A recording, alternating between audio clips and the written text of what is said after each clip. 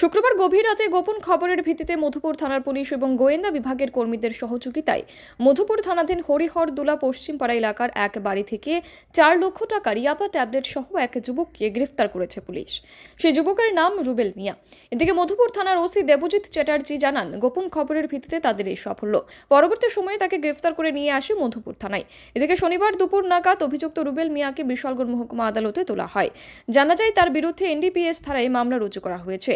গতকাল রাত্রে একটি গোপন সংবাদের ভিত্তিতে আমরা মধুপুর থানার অফিসার, স্টাফ, টিএসআর ড্রোনরা মিলে একটি অভিযান চালাই। এখানে সীমান্তবর্তী হরিহরদোলা পশ্চিম পাড়াতে রুবেল মিয়ার বাড়িতে, এবং সেই তল্লাশি অভিযানে আমরা প্রায় 2400 ইয়াবা ট্যাবলেট উদ্ধার করতে পারি এবং এর পরবর্তী সময়ে সমস্ত প্রসিডিউর মেনটেন করে তা সিজ করা হয় এবং রুবেল মিয়াকে অ্যারেস্ট করা হয়। স্যার, কোন জায়গাতে উদ্ধার করা হয়েছে এগুলি? এটা হয়েছে রুবেল মিয়ার বাড়ি থেকে। তাই গ্রেপ্তার করা হয়েছে নাকি? হ্যাঁ, অ্যারেস্ট করা হয়েছে, স্পেসিফিক কেস নেওয়া হয়েছে এবং কোর্টে ফরওয়ার্ড করা হবে। Bureau report, PV north east.